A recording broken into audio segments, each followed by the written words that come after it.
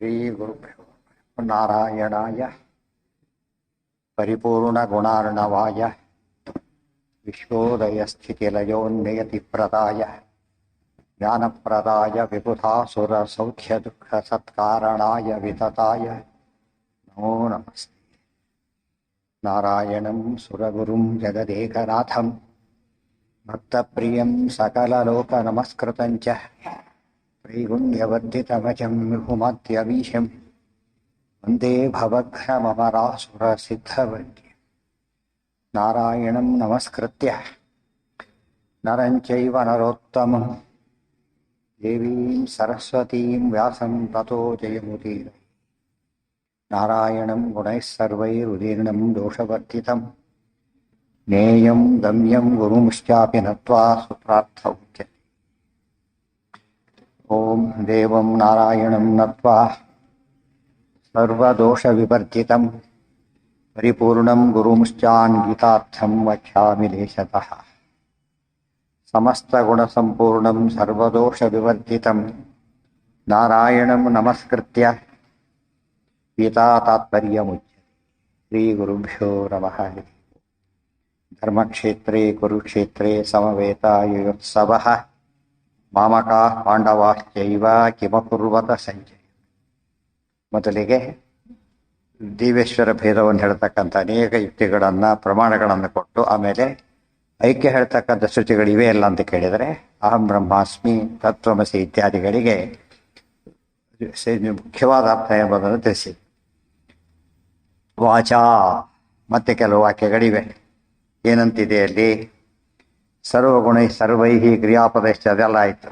ಶ್ವೇತಕೇತು ಅಹಂಕಾರಾತ್ ಪ್ರಾಯಶೋ ನಾಸ್ಮಿ ಮಾನುಷಃ ದೇವೋ ವಾ ಕೇಶವಾಂಶೋ ವಾ ನೈವ ನಾಸ್ಮಿ ಕೇವಲ ಮಾನುಷಃ. ನಾನು ಸಾಮಾನ್ಯ ಮನುಷ್ಯನಿರ್ಲಿಕ್ಕಿಲ್ಲ. ದೇವೋ ವಾ ಕೇಶವಾಂಶೋ ವಾ ನೈಷಾ ಪ್ರಜ್ಞಾ ಅನ್ಯಥಾ ಭವೇತ್. ಏವಂ ಮಹತ್ವಬುದ್ಧೈವ ದರ್ಪಪೂರ್ಣ ಅಭ್ಯಗಾತ್ ಪಿತುಃ. ಹೀಗೆ ತಾನು ಭಾರಿ ದೊಡ್ಡವನು ಅಂತಕ್ಕಂಥ ಭಾವನೆಯಿಂದ ತಂದೆ ಹತ್ರ ಬಂದ. ಸಕಾಶಂ ಅಕೃತಾಚಾರಂ ತಂ ದೃಷ್ಟ್ವಾ ಸ್ತಬ್ಧಂ ಅಗ್ನವತ್.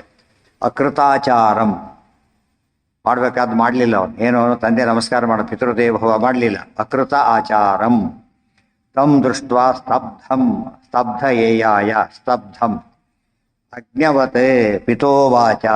ಆಗ ಗೊತ್ತಾಯ್ತು ಇವನು ಆ ತಿಳುವಳಿಕೆ ಇಲ್ಲ ಅಂಥೇಳಿ. ಪಿತಾ ಉವಾಚ ಕುತಃ ಪುತ್ರ ಸ್ತಬ್ಧತಾ ತ್ವಾಮುಪಾಗತ. ಯಾಕೆ ಹೀಗಾಯ್ತು ನೀನೀಗ? ಇಷ್ಟೆಲ್ಲ ಓದ್ದೋ ನೀನಿರ್ಬೇಕಾಗಿತ್ತು. ಓದ್ತಾ ಹೋದಂತೆ ವಿನಯ ಬೆಳಿಬೇಕು. ಯಾಕೆ ಗೊತ್ತಾ? ಎಷ್ಟಿದೆ ಅಂತ ಗೊತ್ತಾದ್ರೆ ಎಷ್ಟು ಓದಿದ್ದು ಕಡಿಮೆ ಅಂತ ಗೊತ್ತಾಗ್ಬಿಡುತ್ತೆ. ಅವಾಗ ಏನಾಗುತ್ತೆ? ವಿನಯ ಭಾರಿ ಹೇಳು ಇಲ್ಲೇ ಇರುವ ಓದಿರೋ ಭಾರಿ ಕಡಿಮೆ ಅಂತ ಹೇಳಿ ಪ್ರತಿ ಸರ್ತಿ ಜಾಸ್ತಿ ಓದಷ್ಟು ಕೂಡ ಏನಾಗುತ್ತೆ? ಭಾಳ ಅಂತ ಗೊತ್ತಾಗುತ್ತೆ. ಆದ್ರಿಂದ ವಿನಯ ಬರುತ್ತೆ ಅವ್ರಿಗೆ. ಯಾರು ಓದ್ತಾ ಇದ್ದವ್ರಿಗೆ ಯಾತಕ್ಕೆ ವಿನಯ ಬರೋದಿಲ್ಲ ಅಂದರೆ ಓದಿದ್ದು ಭಾಳ ಜಾಸ್ತಿ ಆಯಿತು ಅಂತ ತಿಳ್ಕೊಂಡ್ಬಿಟ್ಟಿರ್ತಾರೆ. ಅದು ರೀತಿ ಆಗುತ್ತೆ. ಸಿಲೆಬಸ್ ಮುಂದೆ ಹೋಗ್ತಾ ಹೋದಂತೆ ಎಷ್ಟು ಇದಾಗುತ್ತೆ. ಅದು ಸರಿ ಯೋಚನೆ ಮಾಡಿದರೆ ಎಷ್ಟೋ ಸಿಲೆಬಸ್ಸೇ ಅರ್ಥ ಆಗಲ್ಲ. ಎಷ್ಟೋ ಸಬ್ಜೆಕ್ಟ್ಗಳದು ಅಷ್ಟು ಇದಾಗಿರುತ್ತೆ ಓದಿ ತಿಳಿಯೋದು. ಆಮೇಲೆ ಅದಕ್ಕೆ ವಿನಯ ಬರೋದು ಅದೇ ಕಾರಣ. ಅಧಿಕಾರನೂ ಹಾಗೆ. ಬಂದ ಅವಕಾಶ ಭಾರಿ ದೊಡ್ಡದು. ಇರೋದು ಹೆಚ್ಚು ದಿವಸ ಇರೋದಿಲ್ಲ. ಅಷ್ಟೊಳಗೆ ಏನು ಮಾಡ್ಬೇಕು ನಾವು? ಇದನ್ನು ಸದುಪಯೋಗ ದುರುಪಯೋಗ ಮಾಡ್ಕೋದು ಸದುಪಯೋಗ ಮಾಡ್ಕೊಡ್ಬೇಕು. ಆಗ ವಿನಯ ಬಂದುಬಿಡುತ್ತೆ.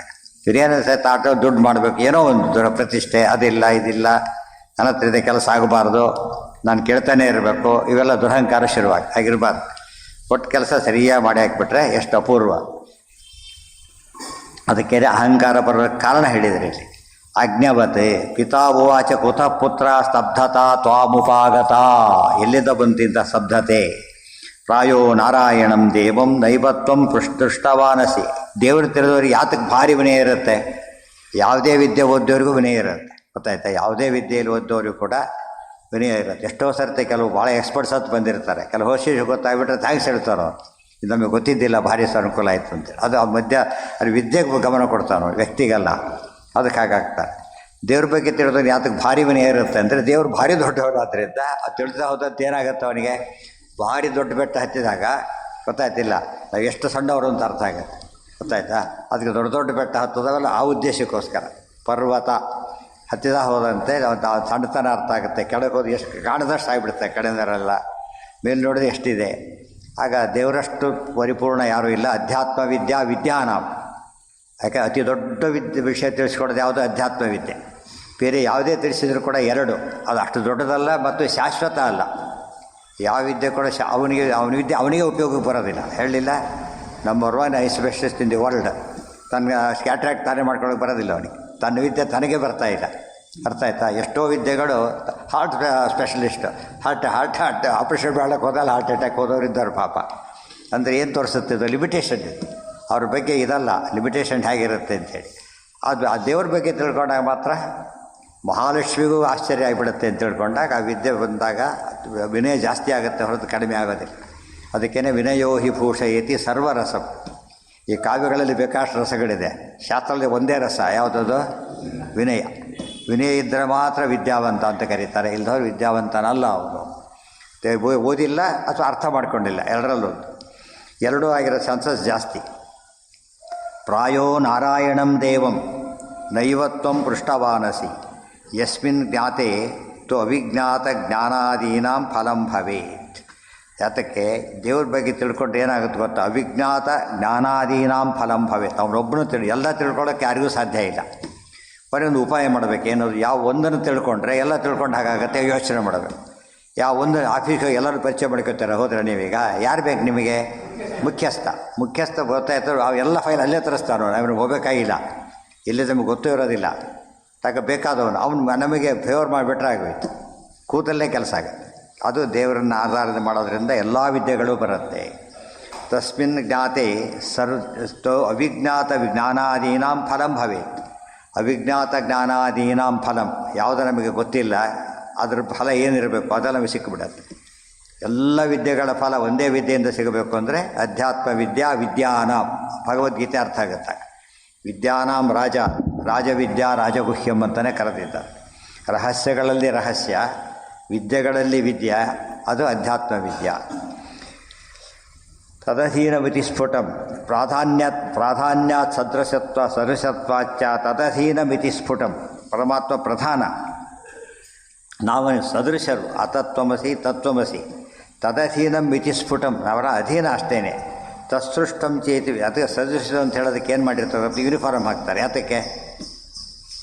ವಿದ್ಯಾರ್ಥಿಗಳು ಯೂನಿಫಾರ್ಮ್ ಯಾತಕ್ಕೆ? ಅದು ಸದೃಶರು ಅಂತ ಗೊತ್ತಾಗಲಿ. ಅದು ನೋಡಿದ ತಕ್ಷಣ ನಮಸ್ಕಾರ ಸ್ಕೂಲ್ ಸ್ಟೂಡೆಂಟ್ ಇವನು ಅಂತ ಗೊತ್ತಾಗುತ್ತೆ. ಪೊಲೀಸ್ ಯೂನಿಫಾರ್ಮ್ ಯಾತಕ್ಕೆ? ಎಲ್ಲರಿಗೂ ಬಿಟ್ಟು ಅವ್ರಿಗೆ ಯಾತಕ್ಕೆ ಯೂನಿಫಾರ್ಮ್ ವಿಶೇಷ ಹಾಕಿದ್ರು ಅಂದರೆ ರಕ್ಷಕರು.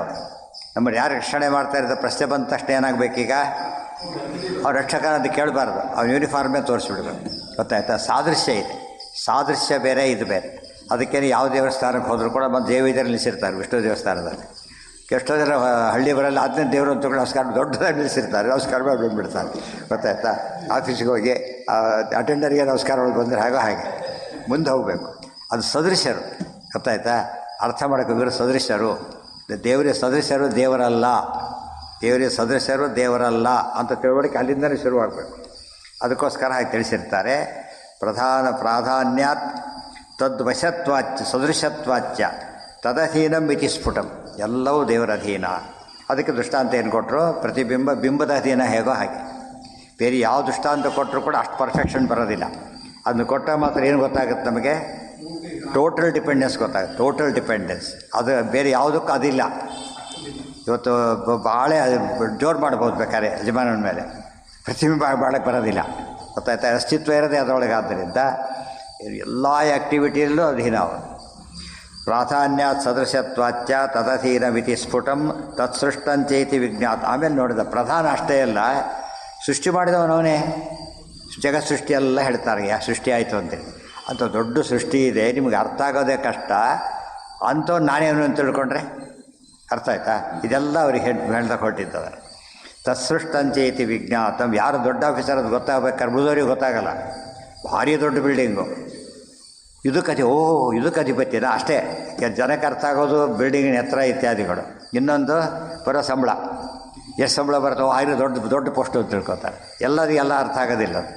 ಅದಕ್ಕೇನೆ ದೇವರ ಹತ್ರ ಸೃಷ್ಟಿ ಮಾಡಿದವನು ಎಲ್ಲವನ್ನು ಕೂಡ. ವಿಜ್ಞಾತಂ. ಇವತ್ತು ಯಾವ ಆಫೀಸರು ಕೂಡ ಆಫೀಸ್ ಕಟ್ಸೋದಿಲ್ಲ. ಗೊತ್ತಾಯ್ತಾ? ಕಟ್ಸಿದ್ರು ವಾಸ ಬಿಡ್ತಾರೆ, ಅವನೇ ಕಟ್ಸ್ಕೊಂಡು ಹೋಗೋದಿಲ್ಲ. ಅದನ್ನು ಮನೆಗೆ ಒಯ್ದಿದ್ರೆ ಸಾಕು ಕೆಲ ಪದಾರ್ಥಗಳನ್ನು. ಅದೇ ರೀತಿ ಯಾರು ಕೂಡ ನಾವೇನು ಕಟ್ಟಿದ್ದಲ್ಲ, ದೇವರು ಕೊಟ್ಟಿದ್ದೇ ಹೊರತು ಕಟ್ಟಿರೋದು ಅವನೇ, ಕೊಟ್ಟಿರೋದು ಅವನೇ. ಅದರಿಂದ ಅವನೇನಾಗಿರ್ಬೇಕು? ನಾವಾಗ ಅವನ ಎತ್ತರದ ಬಂದು ನಮ್ದು ಏನು ಲೆಕ್ಕನೇ ಇಲ್ಲ ಆಗಿರೋ ಒಬ್ಬ ಸೈನಿಕನನ್ನು ಯುದ್ಧದಲ್ಲಿ ಗೆದ್ದೆ ಅಂದರೆ ಏನಂತಾನ ಅವನು ಇವತ್ತು ಟೀಮ್ ವರ್ಕ್ ನೋಡಿದ್ರೆ ಟೀಮ್ ವರ್ಕ್ ಇದು. ಮತ್ತು ಎಲ್ಲ ಒಬ್ಬನ ನಾನೊಬ್ಬನೇ ಗೆದ್ದೆ ಅಂತ ಯಾರು ಹೇಳಾಗಿಲ್ಲ ಆಟದಲ್ಲಿ. ಏನು ಹೇಳಬೇಕು ಅವನೀಗ ಕ್ರಿಕೆಟ್ ಇದ್ರೆ ಆಡ್ಬೇಕಾದ್ರೆ ನಾನು ಒಬ್ಬನೇ ಗೆದ್ದೆ ಅಂತ ಹೇಳಿದ್ರೆ ತಪ್ಪೋದು. ಇನ್ನೊಬ್ಬನು ಏನು ಹೊಡೆದಿಲ್ಲ ಒಂದಂತ ಆ ಥರ ಇತ್ತು 200 ಹೊಡೆದವನು 200 ಅವ್ರು ಬರೀ 14 ಹೊಡೆದಾರೆ ಅಷ್ಟೇ, ಬರೀ 14 ಅಷ್ಟೇ. ಇವರು 200 ಹೊಡೆದಿದ್ದಾರೆ. ಬಟ್ ಅವ್ರು 14 ಹೊಡೆದೇ ಹೋಗಿದ್ರೆ ಇವ್ರು ಲಾಸ್ಟ್ ಅದು ಆಟ ಮುಗಿದು ಹೋಗ್ತಿತ್ತು. ಅಲ್ಲಿ ಸುಮ್ಮನೆ ನಿಂತಿದ್ರೆ ಸಾಕು, 1-0 ಹೊಡೆದ್ರು ಸಾಕು, ಅವ್ರು ನಿಂತಿರ್ಬೇಕಷ್ಟೇ. ಇದು ಅರ್ಥ ಮಾಡಿಕೊಂಡ್ರೆ ಜೊತೆಗಿರೋದೇ ಒಂದೇನದು ಸಾಧನೆಗೆ ಅನುಕೂಲ, ಜೊತೆಗಿರೋದೇ ಸಾಧನೆಗೆ ಅನುಕೂಲ. ಎಷ್ಟೋ ಸತ್ತು ಮನೇಲಿ ಒಬ್ಬರೇ ಇದ್ದು ಚಿಕ್ಕ ಮಗು ಇದ್ರೂ ಪರವಾಗಿಲ್ಲ, ಮಗು ಇದ್ರೂ ಧೈರ್ಯ ಇದ್ದಾಗಲೇ ಯಾತಕ್ಕೆ ಏನೋ ಒಂದು +1 ಇದೆ ಅಂತೇಳಿ ಅರ್ಥ ಆಯ್ತಾ. ಅದಕ್ಕೆ ಹೇಳ್ತಾರೆ ಬಂದು ಸೃಷ್ಟಿಯಾದ ತಕ್ಷಣ ಭಯ ಆಯಿತು, ಒಬ್ಬನೇ ಅಂತ ಹೇಳಿದ ತಕ್ಷಣ ಆಗ ಒಂದು ಜೊತೆ ಬರಲಿಕ್ಕೆ ಶುರು ಆದರು ಅಂತ ಹೇಳ್ತಾರೆ. ಒಂಟಿತನ ಅನ್ನೋದು ಕಾಡುತ್ತೆ. ಸೊ ಅದ್ವೈತ ನಮ್ಮನ್ನು ಕಾಡುತ್ತೆ, ದ್ವೈತ ಏನು ಮಾಡುತ್ತೆ, ಹೆಲ್ಪ್ ಮಾಡುತ್ತೆ. ಜೊತೆ ದೇವರಿದ್ದಾರೆ ಧೈರ್ಯ ಕೊಡೋದ್ರಿಂದ ಅದಕ್ಕೆ ಹೇಳ್ತಾರೆ ಯಾರು ತಿಳ್ಕೊ ಭಯ ಎಲ್ಲಿ ಬರುತ್ತೆ ಅವನಿಗೆ. ತತ್ರ ಕೋ ಮೋಹ ಕಶ್ಯೋಕಃ ಏಕತ್ವವನುಪಶ್ಯತಃ. ಪರಮಾತ್ಮ ಒಬ್ಬನೇ ಸರ್ವತಂತ್ರ ಸ್ವತಂತ್ರ, ಅವನು ನಮ್ಮ ಜೊತೆಗಿದ್ದಾನೆ ಅಂತ ತಿಳ್ಕೊಂಡ್ರೆ ದುಃಖ ಯಾಕಾಗತ್ತೆ ನಮಗೆ. Protection completely. ಅದು ದ್ವೈತ ಪ್ರೊಟೆಕ್ಷನ್ ಕೊಡುತ್ತೆ. ಅದ್ವೈತ ಏನು ಮಾಡುತ್ತೆ, ಅನಾಥನ ಮಾಡುತ್ತೆ. ಒಂಟಿತನ ಕಾಡುತ್ತೆ, ಇಲ್ಲ ಒಂಟಿತನ ಕಾಡುತ್ತೆ ಅಂತ ಎಲ್ರಿಗೂ ಗೊತ್ತು. ಸೊ ಒಂಟಿಯಾಗಿದೆ ಅಂತ ತಿಳ್ಕೊಂಡಾಗ ಏನಾಗುತ್ತೆ, ನಮ್ಮನ್ನು ಹಿಂಸೆ ಭಯ ಉಂಟಾಗತ್ತೆ. ಇನ್ನೊಬ್ಬರು ತಕ್ಷಣ ಯಾರೂ ಇಲ್ಲ, ಒಬ್ಬರು ಕಂಡ ಆ ಧೈರ್ಯ ಬಂತು, ತಕ್ಷಣ ಧೈರ್ಯ ಬಂತು ನಮ್ಮಂತೆ ಒಬ್ಬರಿದ್ದಾನೆ ಅಂತ ಹೇಳ್ಬಿಟ್ಟು. ಆದ್ದರಿಂದ ಒಬ್ಬರು ಯಾರೋ ಇದ್ದಾರೋ ABCD ಯಾರೂ ನಮಗೆ ಗೊತ್ತಿಲ್ಲ. ಬೇರೆ ದೇಶದಲ್ಲಿ ಕರ್ನಾಟಕದವನ ಕುಡಿದಾಡ್ಬಿಡ್ತಾರೆ, ಏನು ಕೇಳೋದು ಬರೀ ಕರ್ನಾಟಕದವನ ಅಷ್ಟೇ. ಅದು ಇಲ್ಲಿ ನೋಡಿ ಎಂಥವನವನು ಫುಲ್ಲಿ ಆರಂಭಡು ಭಯಂಕರ ಅಂಥ ವ್ಯಕ್ತಿ ದೇವರಿದ್ದಾನೆ ಅಂದರೆ ಖುಷಿ ಆಗಿಬಿಡುತ್ತದೆ ಅವ್ರಿಗೆ. ಇದು ಅರ್ಥ ಮಾಡಿಕೊಂಡ್ರೆ ದ್ವೈತ ಕೊಡೋ ಸುಖ ಯಾವುದು ಕೊಡೋದಿಲ್ಲ, ಅದ್ವೈತ ಕೊಡೋದಿಲ್ಲ. ಎಷ್ಟೋ ಜನ ಆಫೀಸ್ನಲ್ಲಿ ತಾವು ಭಾರಿ ಗ್ರೇಟ್ ಅಂತ ತಿಳ್ಕೊಂಡವರೆಲ್ಲ ಸ್ಟ್ರೆಸ್ಸಿಗೊಳಗಾಗಿ ರೋಗ ಬರುತ್ತೆ ಅವ್ರಿಗೆ, ಗೊತ್ತಾಯ್ತಾ. ಯಾರು ದೇವರು ಮಾಡಿಸ್ತಾರೆ ಅಂತ ತಿಳ್ಕೊಂಡಿರ್ತಾರೆ ಏನಾಗಲ್ಲ ಅವರಿಗೆ, ಫ್ರೀಯಾಗಿರ್ತಾರೆ. ಗೌರ್ಮೆಂಟ್ ಆಫೀಸ್ಗಳಲ್ಲಿ ಯಾತಕ್ಕೆ ಗೊತ್ತಾ ಟೆನ್ಷನ್ ಕಡಿಮೆ ಕೆಲವರಿಗೆ, ಮೇಲೆ ನೋಡಿಕೊಂಡು ಸರ್ಕಾರ ಇದೆ ಗೊತ್ತಾಯ್ತಾ. ಇಲ್ಲಿ ಪ್ರೈವೇಟ್ನಲ್ಲಿ ಹಾಗಲ್ಲ, ಇವನೇ ಹಾಲಿನ ಬಡದ್ರು ಹೊಡೆದು ಓಡಿಸ್ಬಿಟ್ರೆ ಹೋಗ್ಬಿಡ್ಬೇಕಾಗತ್ತೆ. ಹಾಗೆಲ್ಲ ಓಡಿಸೋಕ್ಕೂ ಬರಲ್ಲ, ಇದು ಮಾಡೋಕ್ಕೂ ಬರಲ್ಲ. ಸೆಕ್ಯೂರಿಟಿ, ಸೆನ್ಸ್ ಆಫ್ ಸೆಕ್ಯೂರಿಟಿ ಜಾಸ್ತಿ ಇರುತ್ತೆ, ಬೇರೆ ಕಡೆ ಇರೋದಿಲ್ಲ. ರಕ್ಷಕರಿದ್ದಾಗ ನಮಗೆ ಒಂದು ಖುಷಿ ಸಿಗೋ ಖುಷಿ ರಕ್ಷಕರಿಲ್ಲದ ಸಿಗೋದಿಲ್ಲ. ಅನಾಥ ಶಬ್ದನೇ ಹೇಳುತ್ತದೆ, ಅನಾಥ ನಾಥನಿಲ್ಲದವನು. ಆಗ ನಿಜವಾಗಲೂ ಅವನಿಗೇನು ನೋಡಿದವ್ರು ಕೂಡ ಅಯ್ಯೋ ಪಾಪ ಅಂತಾರೆ. ತಕ್ಷಣ ಏನಂತಾರೆ ಅದಕ್ಕೆ, ಯಾರೂ ಇಲ್ಲೋ ಅಯ್ಯೋ ಪಾಪ ಅಂದ್ಬಿಡ್ತಾರೆ. ಇವು ಗ್ರೇಟ್ ಅಂತ ಯಾರೂ ಕರೆಯೋದಿಲ್ಲ, ಗೊತ್ತಾಯ್ತಾ. ಎಷ್ಟು ಜನ ಇದ್ದಾರೋ ಅವು ಭಾರಿ ಗ್ರೇಟ್ ಆಗಿರು, ಇಷ್ಟು ಜನ ಇದ್ದಾರೆ ಅಂದರೆ ಭಾರಿ ಗ್ರೇಟ್ ಅವು. ಅದನ್ನು ಹೇಳ್ತಾರೆ. ಇದೆಲ್ಲ ಯಾತಕ್ಕೆ ಇಲ್ಲಿ ಕನೆಕ್ಟ್ ಆಗಿರೋದು ಇದು. ನಾವು ಸದೃಶರು, ಸ್ವತಂತ್ರರಲ್ಲ, ಅಧೀನರು. ಒತ್ತೊತ್ತು ಹೇಳ್ತಾರೆ. ತದಧೀನ ಮಿತಿ ಸ್ಫುಟಂ ತತ್ಸೃಷ್ಟಂಚೇತಿ ವಿಜ್ಞಾತಂ ಫಲಬದ್ಧಿ ಭವೇತ್ ಜಗತ್. ಈ ರೀತಿ ತಿಳ್ಕೊಂಡಾಗ ಏನಾಯಿತು, ಜಗತ್ತಿಗೆ ಅರ್ಥ ಬಂತು. ಇದೆಲ್ಲ ಮಾಡಿದಾಗ ಏನಾಯಿತು, ಜಗನ್ನಾಥ ಇದ್ದಾನೆ, ಸೃಷ್ಟಿ ಮಾಡಿದ್ದಾನೆ, ನಾವು ಸೇವಕರು ಅಂತ ಗೊತ್ತಾದಾಗ ಅರ್ಥ ಬಂತು ಅದಕ್ಕೆ. ಇಲ್ಲಿ ಕೇಳೋರಿಲ್ಲ ಏನು ಮಾಡ್ತಾರಾಗ, ಎಷ್ಟೋ ಸತ್ಯ ಬಡಿಸೋ ಅಂತ ಹೇಳೋದಿಲ್ಲ ಯಜಮಾನ, ಎಲ್ಲ ರೆಡಿ ಇದೆ, ಬಡಿಸ್ತಾ ಇಲ್ಲ. ಯಾಕೆ, ಕ್ಲಿಯರ್ ಕೊಡಬೇಕಂತ. ಎಷ್ಟು ಅಸ್ವಾತಂತ್ರ್ಯ ಇದೆ. ಒಬ್ಬನು ಎಷ್ಟೋ ಅಧೀನದಲ್ಲಿರ್ತಾರೆ.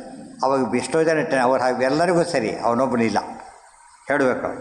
ಅದಕ್ಕೆ ದೇವರು ಅಂದವ್ರು ಏನು ಕೆಲಸ ಆಗೋದಿಲ್ಲ. ಫಲಬದ್ಧಿ ಭವೇತ್ ಜಗತ್ ಸ್ವಾತಂತ್ರ್ಯೇಣ ಅಸ್ಯ ವಿಜ್ಞಾನಂ ಮಿಥ್ಯಾಜ್ಞಾನಂ ಅನರ್ಥಕೃತ. ಸ್ವಾತಂತ್ರ್ಯೇಣ ಅಸ್ಯ ವಿಜ್ಞಾನಂ. ಯಾತಕ್ಕೆ ಪರಮಾತ್ಮ ಸ್ವಾತಂತ್ರ್ಯೇಣ, ಅವನು ಸ್ವತಂತ್ರ, ಜಗತ್ ಅಸ್ವತಂತ್ರ. ಸ್ವತಂತ್ರ ಇದ್ದಾನೆ, ಎಷ್ಟೋ ಜನ ಮುಖ್ಯಸ್ಥ ಇರ್ತಾನೆ, ಅವೈಲೇಬಲ್ ಇರೋದಿಲ್ಲ. ದೇವ್ರು ಹಾಗಲ್ಲ, ಏನವನು ಎಲ್ಲ ಕಡೆ ಇರ್ತಾನೆ, ಎಲ್ಲ ಕಾಲಕ್ಕೂ ಸಿಗ್ತಾನೆ. ಅವಾಗ ಎಷ್ಟು ಖುಷಿ ಆಯ್ತಾಗ. ಪೊಲೀಸ್ ಸ್ಟೇಷನ್ಗೆ ಫೋನ್ ಮಾಡಿದರೆ ಹಿಂಗೆ ಎತ್ತನೇ ಇರ್ಬೋದು, ಅವರು ಆಫೀಸಿಗೆ ಇಲ್ಲದೇ ಇರ್ಬೋದು, ಇಲ್ಲೇನು ಪ್ರಶ್ನೆ ಇಲ್ಲ. ಇದು ದೇವ್ರ ಬಗ್ಗೆ ಇರೋ ಭರವಸೆ ಇನ್ಯಾರ ಬಗ್ಗೆನೂ ಬರೋದಿಲ್ಲ. ಸ್ವಾತಂತ್ರ್ಯೇಣಾಸ್ಯ ವಿಜ್ಞಾನಂ ಮಿಥ್ಯಾಜ್ಞಾನಂ ಅನರ್ಥಕೃತ್. ಇಷ್ಟೇ ಸುಭಾಷಿತ, ಮಿಥ್ಯಾಜ್ಞಾನಂ ಅನರ್ಥಕೃತ್. ಮಿಥ್ಯಾಜ್ಞಾನ ಏನು ಮಾಡುತ್ತೆ, ಯಾವಾಗಲೂ ಕೇಡನ್ನುಂಟು ಮಾಡುತ್ತೆ. ಅದಕ್ಕೆ ಮಿಥ್ಯಾಜ್ಞಾನೇನ ಚ ತಮಃ ಜ್ಞಾನೇನೈವ ಪರಂಪದಂ. ಎಲ್ಲಿದ್ದದು, ಅಣುಭಾಷ್ಯದ. ಅದು ಅರ್ಥ ಇದು. ಮಿಥ್ಯಾಜ್ಞಾನೇನ ಚ ತಮಃ ಅಂದರೂ ಒಂದೇ, ಅನರ್ಥ ಅಂದ್ರೇನು, ಪರಮ ಅನರ್ಥ ಅಂದರೆ ತಮಸ್ಸೆ, ಪರಮ ಅನರ್ಥ. ಈಗ ಕತ್ತಲಲ್ಲಿ ಏನೂ ಕಾಣೋದಿಲ್ವಲ್ಲ, ಮಿಥ್ಯಾಜ್ಞಾನ ಅಂದರೆ ಕತ್ತಲು. ತಮಸೋಮ ಜ್ಯೋತಿರ್ಗಮಯ. ಆದ್ದರಿಂದ ಕತ್ತಲಲ್ಲಿ ಏನಾಗುತ್ತೆ, ನಮಗೆ ಏನೇನೋ ಕಾಡುತ್ತೆ. ಹಗ್ಗ ನೋಡಿ ಹಾವನ್ನು ತಿಳ್ಕೊಂಡು ಸಾಯ್ತಾನೆ, ಹಾವನ್ನು ಹಗ್ಗ ಅಂತ ಮುಟ್ಟು ಸಾಯ್ತಾರೆ, ಎರಡೆರಡು ಮತ್ತೆ. ಹಗ್ಗ ನೋಡಿಯೂ ಸಾಯ್ಬೋದು, ಹಾವು ನೋಡಿಯೂ ಸಾಯ್ಬೋದು. ಹಗ್ಗ ನೋಡಿ ಹಾವನ್ನು ತಿಳ್ಕೊಳ್ಳೋದು, ಹಾವನ್ನು ಹಗ್ಗ ಅಂತ ತಿಳ್ಕೊಳ್ಳೋದು. ಅರ್ಥ ಆಯ್ತು. ಅದು ಜ್ಞಾನದಿಂದ ಸತ್ತ, ಅದು ಹಾವಲ್ಲ. ಸರ್ಪಭ್ರಮ ಸತ್ತ, ಇಲ್ಲೇ ಸರ್ಪದಿಂದನೇ ಸತ್ತ. ಆದ್ದರಿಂದ ದೇವರಿದ್ದಾನೆ, ಇದು ಎರಡು ದೃಷ್ಟು ಸ್ವಾರಸ್ಯ ಇದೆ. ದೇವರಿದ್ದಾನೆ ನಾವು ತಿಳ್ಕೊಂಡಿಲ್ಲ, ಏನಾಯ್ತು ಈಗ? ಅನರ್ಥ ಆಯಿತು. ರಕ್ಷಕ ಇದ್ದಾನೆ ತಿಳ್ಕೊಂಡಿಲ್ಲ, ಇನ್ನೂ ರಕ್ಷಕನಲ್ಲ, ಅವನು ರಕ್ಷಕ ತಿಳ್ಕೊಂಡ್ಬಿಟ್ಟಿದ್ದಾನೆ, ಅದೊಂದು ಭ್ರಮೆ. ಅವನು ಗುಂಡ, ಪೊಲೀಸರು ತಿಳ್ಕೊಂಡು ಹೊರಟಾದ ಒಳಗೆ ಹಾಕಿಬಿಟ್ಟ. ಇದು ಅರ್ಥ ಮಾಡಿಕೊಂಡ್ರೆ ಎಷ್ಟು ತಿಳುವಳಿಕೆಯಲ್ಲಿ ಎರಡು ವಿಧದಲ್ಲೂ ನಮಗೆ ಡೇಂಜರ್ ಇದೆ. ವಸ್ತುವನ್ನು ಹೇಗೆ ತಿಳ್ಕೊಬೇಕಾಗಿದ್ದರೆ ಹೇಗಿದೆ ತಿಳ್ಕೊಬೇಕು. ಅದಕ್ಕೆ ಮಿಥ್ಯಾಜ್ಞಾನ ಎಂಬುದು ಅನರ್ಥಕ್ಕೆ ಕಾರಣ ಆಗುತ್ತೆ. ಮಿಥ್ಯಾದೃಷ್ಟಿ ಅನರ್ಥದ, ಮಿಥ್ಯಾಜ್ಞಾನಂ ಅದು ಮಿಥ್ಯಾಶಾಸ್ತ್ರ ಇನ್ನೊಂದು ಕಡೆ ಅದು ಮಾತು ಬರುತ್ತೆ. ಯಥಾಚಯೇವ ಏಕವೃತ್ಪಿಂಡ ಜ್ಞಾನಾದೇಹೇ ಸದೃಶತ್ವತಃ ಮೃಣ್ಮಯಂ ತದಕಾರ್ಯಂಚ ಜ್ಞಾತಂ ವೃದಿತಿ ವೈಭವೇತ್. ಮೂರು ದೃಷ್ಟಾಂತ ಕೊಡ್ತಾರೋ. ಒಂದು ಮೃತ್ತಿಕ ಇದೆ, ಮೃತ್ಪಿಂಡ ಇದೆ. ಮೃತ್ಪಿಂಡ ಅಂದರೆ ಮಣ್ಣಿನ ಹೆಂಟೆ, ಮಣ್ಣಿನ ಹೆಂಟೆ ಇದೆ. ಆ ಹೆಂಟೆ ನೋಡಪ್ಪ ಮಣ್ಣಿನ ಹೆಂಟೆ ತೋರಿಸ್ದ, ಅದು ಅರ್ಥ ಆಯಿತು. ಮಣ್ಣಿನ ಪಾತ್ರೆ ಹೇಗಿದೆ, ಯಾವ್ದು ಬೇಕಾದ್ರೂ ಅರ್ಥ ಆಯ್ತಾರೆ ಮಣ್ಣಿನ ಮೇಲೆ. ಸೊ ದೇವ್ರನ್ನ ಅರ್ಥ ಮಾಡ್ಕೊಂಡ್ಬಿಟ್ರೆ ಅದು ಸದೃಶವಾದದ್ದೆಲ್ಲ ಅರ್ಥ ಆಗುತ್ತೆ. ಸದೃಶವಾದದ್ದು ಅರ್ಥ ಆಗಬೇಕಾದ್ರೆ ಹೀಗಿರುತ್ತೆ ನೋಡು ಅಂತ ತೋರಿಸಿದ್ರೆ ಮುಗೀತು. ಮೃಣ್ಮಯಂ ತದ ಕಾರ್ಯಂಚ ಜ್ಞಾತಂ. ಒಂದು ಮಣ್ಣಿನ ಕಾರ್ಯ ಯಾವುದು ಗೊತ್ತಾಗುತ್ತೆ, ತದ ಕಾರ್ಯ ಮಣ್ಣಿನ ಕಾರ್ಯ ಯಾವುದಲ್ಲ ಅದು ಗೊತ್ತಾಗುತ್ತೆ. ಗೊತ್ತಾಯ್ತಾ? ಎರಡು ವಿಷಯ ಗೊತ್ತಾಗೋದ್ರಿಂದ ಒಂದು ದೊಡ್ಡ ಜ್ಞಾನ ಬಂತು. ನೋಡಿದ್ದು ಒಂದು ವೃತ್ತಿಕ ಅಷ್ಟೇ. ಅವನು ಒಂದು ಮಣ್ಣಿನ ಪಾತ್ರೆ ನೋಡಿ ಎಷ್ಟು ಅರ್ಥ ಮಾಡಿಕೊಂಡ. ಒಬ್ಬ ದೇವರು ನೋಡಿದರೆ ಎಷ್ಟು ಅರ್ಥ ಆಗುತ್ತೆ. ಹಾಗಿದ್ರೆ ಅತಿ ದೊಡ್ಡದನ್ನು ನೋಡಿದಾಗ ಎಲ್ಲ ಅರ್ಥ ಆಗುತ್ತೆ. ಜ್ಞಾನಂ ಮೃದಿತಿ ವೈಭವೇತ್. ಅದಕ್ಕೆ ಜ್ಞಾತಂ ಮೃದಿತಿ ವೈಭವೇತ್. ಯಥೈವ ಮೃತ್ತಿಕೇತ್ಯಾದಿ ನಿತ್ಯಜ್ಞಾನ ಪ್ರವೇದನಾತ್. ಇನ್ನೊಂದು ಅದೇ ಮೃತ್ತಿಕ ಮತ್ತೊಂದು ದೃಷ್ಟಾಂತ ಕೊಟ್ಟು, ಮೃತ್ತಿಕೆ ಎರಡು ದೃಷ್ಟಾಂತ. ಮೃತ್ಪಿಂಡದಿಂದ ಗೊತ್ತಾಗೋದೊಂದು, ವೃತ್ತಿಕ ಅಂತ ಗೊತ್ತಾಯಿತು. ವೃತ್ತಿಕ ಸಂಸ್ಕೃತ ಪದ. ಸಂಸ್ಕೃತ ಪದ ಎಂಥದ್ದು? ನಿತ್ಯವಾದದ್ದು. ಆದ್ದರಿಂದ ನಿತ್ಯ ಜ್ಞಾನ ಅನಿತ್ಯ ಜ್ಞಾನ ಬರುತ್ತೆ. ಸಂಸ್ಕೃತ ಭಾಷೆ ಹೊರಡೋರೆಲ್ಲ ಆಚಾರ್ಯ ಅರ್ಥ ಮಾಡಿದ್ದಲ್ಲಿ, ಉಳಿದವರು ಬೇರೆ ಅರ್ಥ ಮಾಡಿದ್ದರು. ವಾಚಾರಂಭಣಂ ವಿಕಾರ ನಾಮಧೇಯಂ ವೃತ್ತಿಕೇತ್ಯೇವ ಸತ್ಯಂ. ಒಂದು ವಸ್ತುವಿಗೆ ಎಷ್ಟೇ ಹೆಸರಿರಬಹುದು, ಅದು ಸಂಸ್ಕೃತದ ಹೆಸರು ಮಾತ್ರ ಏನದು? ನಿತ್ಯವಾದ ನಾಮ. ಬೇರೆ ಯಾವುದೇ ಭಾಷೆ ಕಲ್ತು ಸತ್ತೋಗ್ಬಿಟ್ರೆ ಮುಂದೆ ಭಾಷೆ ಇರುತ್ತೆ ಅಂತ ಗ್ಯಾರಂಟಿ ಇಲ್ಲ. ಮುಂದೆ ಹುಟ್ಟಿದಾಗ ಸಂಸ್ಕೃತ ಯಾವಾಗಲಿರೋ ಭಾಷೆ ಆದ್ದರಿಂದ ಅವನಿಗೆ ಬರಬೇಗ ಸಂಸ್ಕೃತ ಮತ್ತೆ ಬಂದುಬಿಡೋದು. ಸಂಸ್ಕಾರ ಇರುತ್ತಲ್ಲ, ಬೇಗ ಬಂದುಬಿಡೋದು. ಆದ್ದರಿಂದ ನಿತ್ಯವಾದ ಜ್ಞಾನ, ನಿತ್ಯವಾದ ಭಾಷೆ, ನಿತ್ಯವಾದ ವೇದಾದಿ ಶಾಸ್ತ್ರಗಳು, ನಿತ್ಯವಾದ ಪರಮಾತ್ಮ. ನಿತ್ಯ ನಿತ್ಯ ನಿತ್ಯ ಏನಾಯ್ತು ಈಗ? ಕಂಬೈನ್ ಆಯಿತು. ಇಲ್ಲದ್ರೆ ಏನಂತ ಆಗ್ತಿತ್ತು ದೇವರಿಗೆ?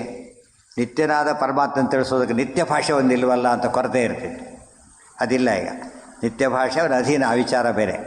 ಆ ದೃಷ್ಟಿಯಲ್ಲಿ ವೃದಿತಿ ವೈಭವೇ ಯಥೈವ ಮೃತ್ತಿಕೆ ಇತ್ಯಾದಿ ನಿತ್ಯನಾಮ ಪ್ರವೇಶನಾತ್. ನಿತ್ಯನಾಮ, ನಿತ್ಯನ ಮೃತ್ತಿಕೇತ್ಯವ ಸತ್ಯಂ ಶಬ್ದಕ್ಕೆ ಏನರ್ಥ? ಅವರು ಮೃತ್ತಿಕ ಒಂದೇ ಸತ್ಯ, ಉಳು ಸುಳ್ಳು ಅಂದರೆ ಏನು ಮಾಡಿಬಿಟ್ರು ಅವರು? ಬ್ರಹ್ಮ ಒಂದೇ ಸತ್ಯ, ಉಳು ಸುಳ್ಳು ಅಂತ ಅರ್ಥ ಮಾಡಿಬಿಟ್ರು. ಮೃತ್ತಿಕ ಸತ್ಯ ಅಂತ ಹೇಳಿದರೆ ಉಳು ಸುಳ್ಳು ಅಂತ ಎಲ್ಲಿ ಆಯ್ತು ಈಗ? ಈ ಮೈಗೆ ಸತ್ಯ ಅಂದರೆ ಡ್ಯಾಕ್ ಸುಳ್ಳು ಅಂತ ಅರ್ಥ ಆಯ್ತಾ? ಆಗಲಿಲ್ಲ. ಮೃತ್ತಿಕೆಗೆ ಆಪೋಸಿಟ್ ಯಾವುದು?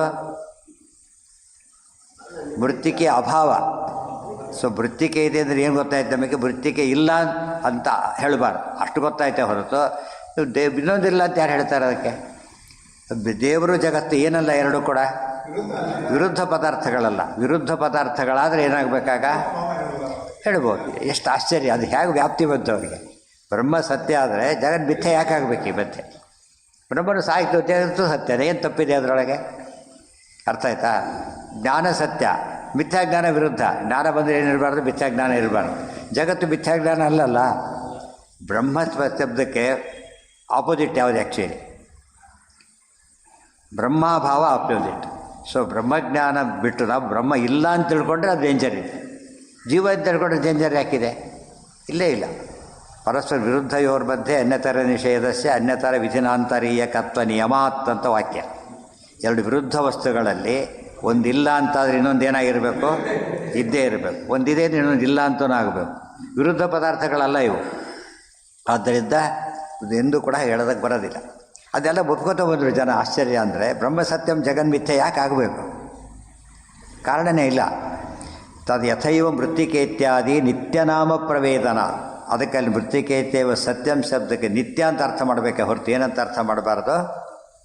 ಬ್ರಹ್ಮ ಸತ್ಯಂ ಅಂತ ಆಯ್ತು. ಬ್ರಹ್ಮ ನಿತ್ಯಂ ಅಂತ ಅರ್ಥ ಮಾಡಿ. ಜಗತ್ತು ಅನಿತ್ಯ ಐತೆ. ಅದಕ್ಕೆ ಬ್ರಹ್ಮನಂತೆ ಇಲ್ಲ ಆದ್ದರಿಂದ ಅನಿತ್ಯ.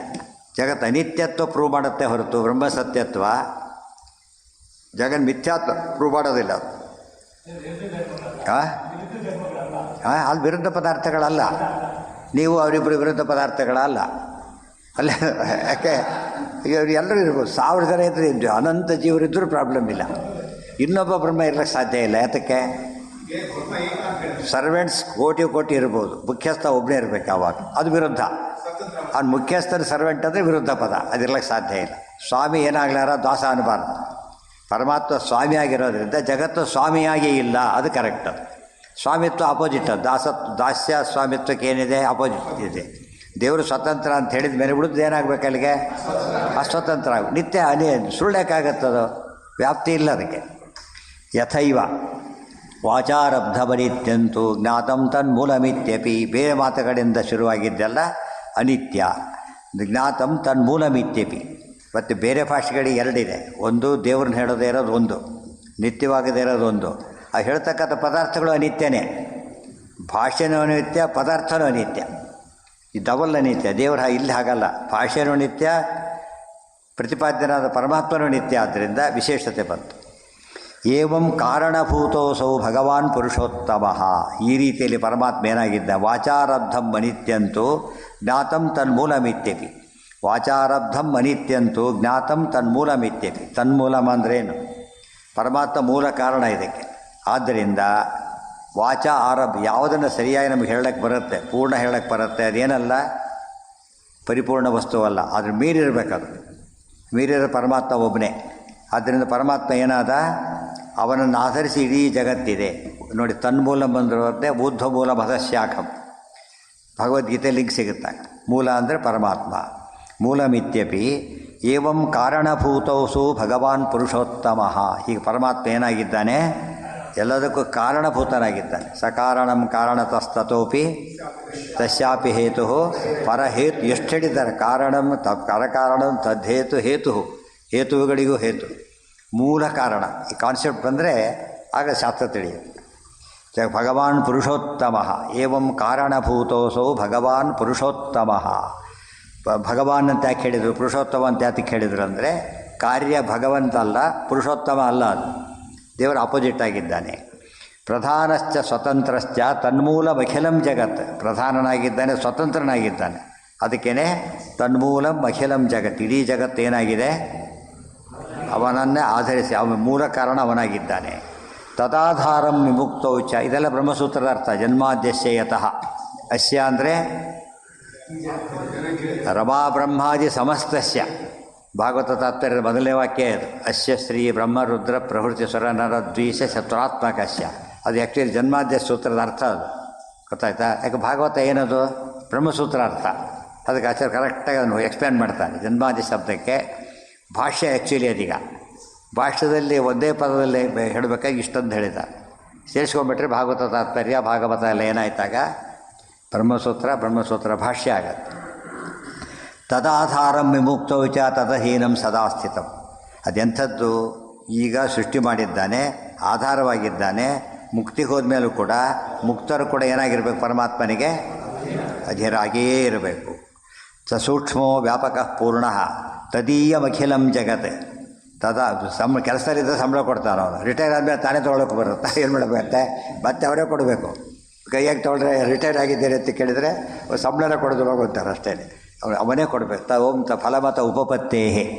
ಎಲ್ಲ ಕಾಲಕ್ಕೂ ದೇವರೇ ಫಲ ಕೊಡಬೇಕು. ತದಾ ಸೂಕ್ಷ್ಮ ವ್ಯಾಪಕ ಪೂರ್ಣ ತದೀಯಮಖಿಲಂ ಜಗತ್. ಅವನು ಯಾರವನು? ಅತ್ಯಂತ ಸೂಕ್ಷ್ಮ. ಅಣೋರಣೀಯಾನ್ ಮಹತೋ ಮಹೀಯಾನ್. ವ್ಯಾಪಕ ಮಹತೋ ಮಹೀಯಾನ್. ಸೂಕ್ಷ್ಮ ಅಣೋರಣೀಯಾನ್. ಎರಡು ಶಬ್ದವೂ ಬಂತರಿಗೆ. ಮುಂದೆ ವರ್ಣ ಪೂರ್ಣ ತದೀಯಮಖಿಲಂ ಜಗತ್. ಪರಮಾತ್ಮ ಪೂರ್ಣ ಪರಿಪೂರ್ಣ. ಇವು ಅವನ ಅಧೀನದಲ್ಲಿ ಈಶಾವಾಸ್ಯ ವಿಧಂ ಸರ್ವಂ. ತದೀಯಮಖಿಲಂ ಜಗತ್ ಅಂದರೆ ಈಶಾವಾಸ್ಯ ವಿಧಂ ಸರ್ವಂ. ಯತ್ಕಿಂಚ ಜಗತ್ಯಾಂ ಜಗತ್ ತಸ್ಮಾತ್ ತದೀಯಸ್ತ್ವಮಸಿ. ಇಷ್ಟೆಲ್ಲ ಹೇಳಿ ನೀನು ಕೂಡ ಇಡೀ ಜಗತ್ತೇ ಅವನ ಅಧೀನ ಅಂದಮೇಲೆ ನೀನು ಕೂಡ ಏನೀಗ ದೇವರ ಅಧೀನ. ಮತ್ತು ಅಹಂಕಾರ ಪಡೋದಕ್ಕೆ ಕಾರಣ ಇದೆ ಈಗ? ಸಾಧ್ಯನೇ ಇಲ್ಲ. ತದೀಯ ತ್ವಮಸಿ. ತತ್ವಮಸಿ ಅಂದ್ರೇನು? ತದೀಯ ತ್ವಮಸಿ. ತತ್ವಮಸಿಗೆ ತದೀಯ ತ್ವಮಸಿ. ತದೀಯ ಅಂದ್ರೇನು? ಅವನಿಗೆ ಸೇರಿದವನೇ ಹೊರತು ನೀನು ಅವನಲ್ಲ. ಇವರು ಅರ್ಥ ಮಾಡಿದ್ದೇನೋ ಅವನು ಅಂಥೇಳಿ ಅಲ್ಲ, ಅವನವನು ನೀನು. ಅವನವನೇ ಹೊರತು ಅವನೇ ಅಲ್ಲ. ಅರ್ಥ ಆಯ್ತಾ? ಅದಕ್ಕೆ ತಸ್ಮಾತ್ ತ್ವಮಸಿ ಎಲ್ಲ ವ್ಯಾಸರಾಜರು ತಮ್ಮ ಇದರೊಳಗೆ ನ್ಯಾಯಬದ್ಧ ಇಷ್ಟೆಲ್ಲ ಬಿಡಿಸ್ತಾರೆ. ಅಷ್ಟನ್ನು ಸಪ್ರೇಟ್ ಹೇಳ್ತಾವೆ. ತಸ್ಮಾತ್ ತ್ವಮಸಿ ಅವನಿಂದ ಬಂದಿರೋ ನೀನು, ತಸ್ಯ ತ್ವಮಸಿ ಅವನಿಗೆ ಸೇರಿದವನೇನು, ತಸ್ಮಿನ್ ತ್ವಮಸಿ ಅವನೊಳಗಿದ್ದೀನಿ ನೀನು. ಗೊತ್ತಾಯ್ತಾ? ತಸ್ಮೈ ಅವನಿಗೋಸ್ಕರ ಇದ್ದೀನಿ ನೀನೀಗ. ತಂ ಪ್ರತಿ ಹಸಿ ಎಷ್ಟು ಬಂತು ಎಲ್ಲ ವ್ಯಕ್ತಿ ಅರ್ಥ ಹೇಳ್ಬಿಡ್ತಾರೆ. ಆಚಾರ್ಯ ಎಲ್ಲ ಹೇಳಿರೋದೇನೆ, ಅದಿಷ್ಟನ್ನು ಕೂಡ ಬಿಡಿಸಿ ತೋರಿಸ್ತಾರೆ. ಅವ್ರು ಹೇಳ್ತಾರೆ ವಿಕ್ಷಿಪ್ತ ಸಂಗ್ರಹಾತ್ ಕ್ವಾಪಿ ಸಫಲೋಯಂ ಶ್ರಮೋ ಮಮ. ಆ ಹಿಂದಿನ ಗ್ರಂಥಕಾರರ ವೈಶಿಷ್ಟ್ಯನೇ ವೈಶಿಷ್ಟ್ಯ. ಮೂಲನೇ ತಿಳಿಸೋದು ಅದು ಮುಖ್ಯ. ನಾವು ಹೇಳಿದ ಮೂಲ ಅಂತ ಮಾಡಿದ್ರೆ ಬಜಿತಿ ಆಗುತ್ತೆ, ಬೇರೆ ಮತ ಆಗಿಬಿಡುತ್ತೆ, ಈ ಮತ ಆಗೋದಿಲ್ಲ. ತಿಳಿಸ್ತೇವೆ ಅಷ್ಟೇ ನಾವು. ಯಥಾ ನದ್ಯ ಆಮೇಲೆ ದೃಷ್ಟಾಂತ ಕೊಟ್ಟರೆ ಈಗ ಸೋಸಿ ಕಥಂಚನ ಎಂದು ನೀನು ಅವನಲ್ಲ, ಅವನಿಗೆ ಸೇರಿದವನಷ್ಟೇ. ಯಥಾ ಪಕ್ಷೀಚ ಸೂತ್ರಂಚ ನಾನಾ ವೃಕ್ಷರಸ ಅಪಿ ಯಥಾ ನದ್ಯ ಸಮುದ್ರಶ್ಚ ಯಥಾ ವೃಕ್ಷ ಪರಾವಪಿ. 9 ದೃಷ್ಟಾಂತ ಇದೆ. 9 ದೃಷ್ಟಾಂತದಲ್ಲಿ ಒಂದು ಕೂಡ ಯಾವುದರಲ್ಲಿಲ್ಲ ಅಭೇದ ಪರ ಇದೆ. ಎಲ್ಲವೂ ಕೂಡ ಏನವು ಭೇದ ಪರನೇ ಇದೆ. ಯಥಾ ನದ್ಯ ಸಮುದ್ರಶ್ಚ ಯಥಾ ವೃಕ್ಷ ಪರಾವಪಿ ಯಥಾ ಪಕ್ಷೀಚ ಸೂತ್ರಂಚ ನಾನಾ ವೃಕ್ಷರಸ ಅಪಿ ಯಥಾಧಾನ ಪರಶ್ಚೈವ ಯಥೈವ ಲವಣೋದಕೆ ಯಥಾ ಪುರುಷದೇಶೌಚ ಯಥಾ ಅಜ್ಞಜ್ಞಾನಾದವು. ಒಂದೊಂದರಲ್ಲಿ 3 ಒಟ್ಟು 9 ಸೂತ್ರ ಆಯ್ತು. ಯಥಾ ಸ್ಥೇನಾಪಹಾರ್ಯವಚ 9 ದೃಷ್ಟಾಂತನೂ ಹೇಳಿಬಿಟ್ರು. ತಥಾತ್ವಂಚ ಪರಸ್ತಥ ತಥಾತ್ವಂಚ ಪರಿಷ್ಟು ಕೂಡ ಚಾಂದೋಗ್ಯ ಭಾಷೆ ಆಗೋಯ್ತು. ಆಚಾರ್ಯ ಗೀತಾ ಭಾಷೆ ಏನಾಯಿತು ಅದಕ್ಕೆ ಸರ್ವಮೂಲ ಅಂತ ಆಯ್ತು. ಯಾವುದು ಎಲ್ಲದರ ವಿಶ್ವೋತ್ತರಣೆ ಆಯಿತು, ಇದಾಯಿತು, ಎಲ್ಲ ಕನೆಕ್ಟೆಡ್. ಅಷ್ಟು 37 ಸೇರಿ ಒಂದು ಯೂನಿಟ್. ಯಥಾ ಸ್ಥೇನಾಪಹಾರ್ಯೌಚ ತಥಾತ್ವಂಚ ಪರಸ್ತಥ. ಸ್ಥೇನ ಅಪಹಾರ್ಯ, ಪರ ನೀನು, ಎಲ್ಲ ಭೇದ. ಭಿನ್ನವು ಸ್ವಭಾವತಃ ನಿತ್ಯಂ ನ ಅನಯೋರೇಕತಾ ಕ್ವಚಿತ್. ಸ್ವಭಾವತಃ ಭಿನ್ನವು, ಬೈ ನೇಚರ್ ಡಿಫರೆಂಟ್. ಔಪಾಧಿಕ ಡಿಫರೆಂಟ್ ಆದರೆ ಒಂದು ಮಾಡಿಬಿಡ್ಬೋದು. ನ್ಯಾಚುರಲ್ ಡಿಫರೆಂಟ್ ಏನು ಮಾಡ್ತಾರಾಗ ಸಾಧ್ಯ ಇಲ್ಲ. ನ ಅನಯೋರೇಕತಾ ಕ್ವಚಿತ್. ಇವರಿಬ್ಬರಿಗೂ ಏಕತಾ ಇಲ್ಲ. ಏಕತಾ ಇಲ್ಲ ಅಂದ್ರೇನು? ಅಭೇದ ಇಲ್ಲ. ಏಕತಾ ಅಂದರೆ ಅಭೇದ. ಪರತಂತ್ರಂ ಸ್ವತಂತ್ರೇಣ ಏವಂ ಭೇದೋ ಅಖಿಲಸ್ಯಾಪಿ ಸ್ವತಂತ್ರಾತ್ ಪರಮೇಶ್ವರ. ಏವಂ ಭೇದ ಅಖಿಲಸ್ಯಾಪಿ ಸ್ವತಂತ್ರಾತ್ ಪರಮೇಶ್ವರ. ಹೀಗೆ ಸ್ವತಂತ್ರನಾದ ಪರಮೇಶ್ವರನಿಂದ ಪರಮಾತ್ಮನಿಂದ ಏನಾಗಿದೆ? ಅಖಿಲಸ್ಯಾಪಿ ಭೇದ. 9 ರೀತಿಯಲ್ಲಿ ಕೊಟ್ಟ ರೀತಿಯಲ್ಲೇ ಭೇದ ಇದೆ. 9 ರೀತಿ ಕೂಡ ಒಂದೇ ರೀತಿ ಇದೆ, ಹೊಸ ಹೊಸ ಅರ್ಥ ಹೇಳುತ್ತೆ. ಅದಕ್ಕೆ 9 ವಿಧದಲ್ಲಿ ಭೇದ ಇದೆ. ಅರ್ಥ ಆಯ್ತು? 9 ಒಂದು ಭೇದ ಇದ್ದರೂ ಸಾಕು ಭೇದ ಹೇಳೋದಕ್ಕೆ. ಹೇಳಿದ ಬ್ರಹ್ಮದೇವರು ವಾಯುದೇವರು ಎಲ್ಲದರಲ್ಲೂ ಸಮರಿದ್ದಾರೆ. ಇಷ್ಟಾದರೂ ಕೂಡ ಏನಿದೆ? ಎಲ್ಲ ಸಾಮ್ಯ ಇದ್ದೂ ಭೇದ ಇದೆ. ಇಲ್ಲಿ ಸಾಮ್ಯನೇ ಇದೆ, ಬರೀ ತಾರತಮ್ಯ ಇದೆ, ಆಮೇಲೆ ಭೇದ ಇರಲೇಬೇಕಲ್ಲ ಅಂಥೇಳಿ. ಭೇದೋ ಭಿನ್ನೋ ಸ್ವಭಾವತೋ ನಿತ್ಯಂ ನಾನಯೋರೇಕತಾ ಕ್ವಚಿತ್ ಏವಂ ಭೇದೋ ಅಖಿಲಸ್ಯಾಪಿ ಸ್ವತಂತ್ರತ್ವಾತ್ ಪರಮೇಶ್ವರ. ಇದಿಷ್ಟು ತತ್ವಸಂಖ್ಯಾನ ಅರ್ಥ ಆಗುತ್ತಾಗ. ಪರತಂತ್ರಂ ಸ್ವತಂತ್ರೇಣ ಕಥಮೈಕ್ಯಮವಾಪ್ನುಯಾತ್. ವಾಕ್ಯ ಹೇಗಿದೆ ನೋಡಿ. ಪರತಂತ್ರಂ ಸ್ವತಂತ್ರೇಣ ಕಥಮೈಕ್ಯಮವಾಪ್ನುಯಾತ್. ಪರತಂತ್ರ ವಸ್ತು ಸ್ವತಂತ್ರ ವಸ್ತು ಹೇಗೆ ತಾನೇ ಒಂದಾಗ್ಲಿಕ್ಕೆ ಸಾಧ್ಯ? ಅರ್ಥ ಆಯ್ತಾ? ಎಷ್ಟು ಪವರ್ಫುಲ್ ಆರ್ಗ್ಯುಮೆಂಟ್. ಪರತಂತ್ರ ವಸ್ತು ಎಂದು ಸ್ವತಂತ್ರ ವಸ್ತು ಆಗಲಿಕ್ಕೆ ಸಾಧ್ಯ ಇಲ್ಲ, ಮತ್ತು ಎಂದು ಸ್ವತಂತ್ರ ವಸ್ತು ಐಕ್ಯ ಹೊಂದಕ್ಕೂ ಸಾಧ್ಯ ಇಲ್ಲ. ಸಜೀವ ಎಷ್ಟು ಯುಕ್ತಿ ಅದು. ಅನುಮಾನ ತೀರ್ಥರು ಅಂದರೆ ಅದು. ಪರತಂತ್ರ ಎಂದೂ ಸ್ವತಂತ್ರನಾಗೋದಿಲ್ಲ, ಸ್ವತಂತ್ರ ಎಂದೂ ಏನಾಗೋದಿಲ್ಲ ಪರತಂತ್ರ. ಕಾನೂರ್ಸ್ ಇಸ್ ಆಲ್ಸೋ ಟ್ರೂ ಅಂತ ಹೇಳ್ತೀವಲ್ಲ, ಎರಡೂ ಕರೆಕ್ಟ್. ಸಜೀವನಾಮ ಭಗವಾನ್ ಪ್ರಾಣಧಾರಣ ಹೇತುತಃ. ಅಲ್ಲೇನಿದೆ? ಜೀವಾಪೇತಂ ವಾವಕಿಲಂ ಇದಂ ಬ್ರಿಯತೆ. ಜೀವಾಪೇತ ಜೀವ ಉಪೇತ. ಜೀವ ಇದ್ದಾಗ ಬದುಕುತ್ತೆ, ಜೀವ ಹೋದಾಗ ಸಾಯುತ್ತೆ ಅಂತ ಹೇಳಿದರು. ನೋಡಿದ್ರಾ? ಜೀವ ಅಂದರು. ಜೀವ ಶಬ್ದಕ್ಕೆ ಏನರ್ಥ? ಪರಮಾತ್ಮ ಅಂತ ಅರ್ಥ. ಜೀವ ಶಬ್ದಕ್ಕೆ ಇಲ್ಲಿ ಜೀವೋ ವಿನಯಿತ ಸಾಕ್ಷಿ. ಜೀವ ಅಂತ ಹೆಸರು ಯಾರಿಗಿದೆ? ವಿಷ್ಣುವಿಗೆ ಹೆಸರಿದೆ. ಯಾಕೆ ನಾವು ಜೀವ ಅಂತ ಹೇಳಿದರೆ ಹೆಸರಿ ಜೀವ, ಫಸ್ಟ್ ಸೆನ್ಸಲ್ಲ, ಪ್ರೈಮರಿ ಸೆನ್ಸಲ್ಲಲ್ಲ. ಯಾಕೆ? ಜೀವತಿ ಜೀವಯತಿ, ಬದುಕಿದ್ದಾನೆ ಬದುಕಿಸ್ತಾನೆ, ಅವನು ಜೀವ. ನಮಗೆ ಎರಡೂ ಇಲ್ಲ, ಬದುಕಲಿಕ್ಕೂ ಬರೋದಿಲ್ಲ, ಬರಲಿಕ್ಕೂ ಬರೋದಿಲ್ಲ. ಆದ್ದರಿಂದ ಮುಖ್ಯತಃ ಜೀವ ಶಬ್ದವಾಚ್ಯತ್ವ ನಮಗಿಲ್ಲ. ಅಹಂ ಶಬ್ದವಾಚ್ಯತ್ವ ಹೇಗೆ ಮುಖ್ಯತಃ ಇರೋದು ಯಾರಿಗೆ? ದೇವರಿಗೆ. ಸೊ ಜೀವ ಎಲ್ಲ ಶಬ್ದಗಳು ಮುಖ್ಯತಃ ಇರೋದು ಯಾರಿಗೋಸ್ಕರ? ದೇವರಿಗೋಸ್ಕರ. ಯಾತಕ ಪದ ಬಂತು ಅಂದರೆ ಜೀವ ಅಂತ ಪದ ಉಪಯೋಗಿಸಿದ್ದಾರಲ್ಲಿ, ಅದಕ್ಕೆ ಜೀವನೇ ಬ್ರಹ್ಮ ಅಂತ ಹೇಳ್ತೀವಿ ಅಂದರೆ ಅಲ್ಲ. ಅಲ್ಲಿ ಜೀವ ಅಂದರೆ ಭಗವಂತ. ಜೀವ ಇತಿ ಭಗವತೋ ಅನಿರುದ್ಧಸ್ಯ ಆಖ್ಯ ಅಂತ ಅಲ್ಲಿ ತತ್ವದಲ್ಲಿ ಆಗಿದೆ. ಇಲ್ಲಿ ಜೀವ ಅಂದರೆ ಅನಿರುದ್ಧ ರೂಪಿ ಪರಮಾತ್ಮ ಅಂತ ಅರ್ಥ ಹೇಳಿದ್ದಾರೆ. ಆ ಏನ ಇಲ್ಲ, ಅದೆಲ್ಲ ನಿನ್ನೆ ಬಂತದ್ದು. ಅನಿತ್ಯತ್ವ ದೇಹಾನೇ ಚೌಕ ಪ್ರಾಪ್ತಿ ಹೇಳಿಬಿಟ್ಟಿದ್ದಾರೆ.